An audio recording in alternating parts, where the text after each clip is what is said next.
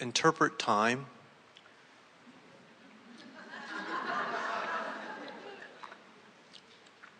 We will answer this fully for you, but before we do, we want to build just a very slight basis.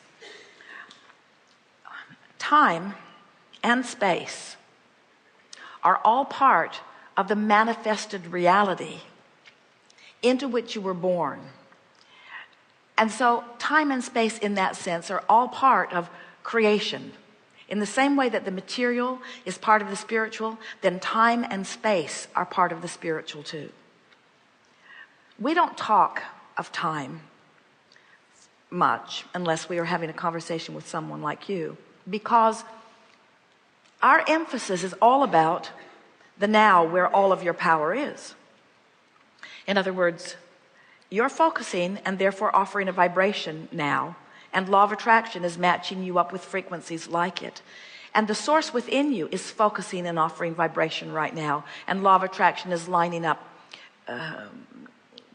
compatible components there too. So the ultimate in the now experience is being in complete alignment with who you really are. The now is where you meet you, so to speak.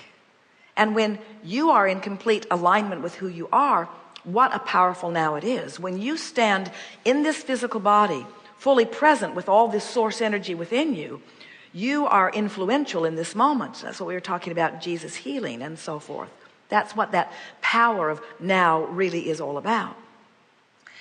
We like to think about, or to refer or teach about time in this way. Before we gathered here today, the time, space reality and the all that isness was less than it is now. After our first conversation, there was an expansion of knowledge. All day long it's been happening. There are several things that the universe has expanded as a result of the cooperative co-creation that has been taking place now. Even as you sit here, this combination of beings has never been before in all of the universe. And the combination of that which you are, and that which you are allowing yourself to be, and that which you are presenting, and that which you really are, and that which we are, the combination of all of this has caused an expansion of the universe. So the universe is more now than it was before. It was less before, and it's more now. And that's the only way that we regard time, is in terms of expanded universe. Now, sometimes people say, well, Abraham, I've heard that there's no real linear time, and that there is no time in the non-physical. And so since there's no time, I'd like to come back in the 14th century, or I'd like to come back in the 13th century. I'd like to come back last year. I'd like to come back before my wife left me. I'd like to come back to a former time that I deem a better time. And we say, first of all, there was no time that was before that is a better time. Because the leading edge is always the time, it is always the experience that is expanded to the fullest, you see. And so it is our promise to you that as you are returning into this physical time-space reality, you're not returning into past. You're returning into now and future.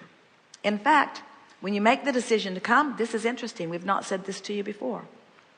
When you, from your non-physical perspective, like this new baby coming forth, when you, from your non-physical perspective, make the decision to come forth into physical, you're headed right for that vortex.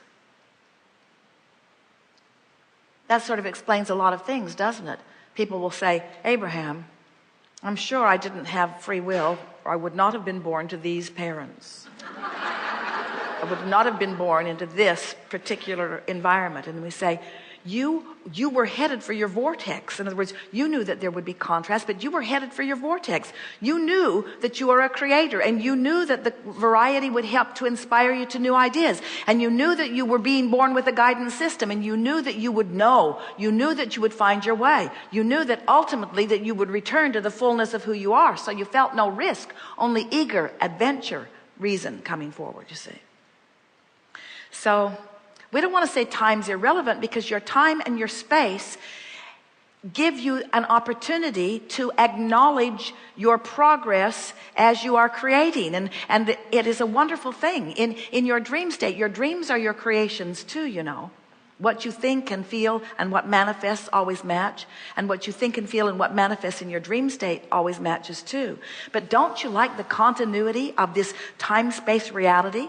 Don't you like that in this continuity that you are able to incrementally come to your own conclusions and preferences about what you prefer? It's just the best situation ever. Source energy coming forth into this time-space reality to be inspired to specific things that you're putting into the vortex, to be received and lived by you in the moment that you release resistance and allow.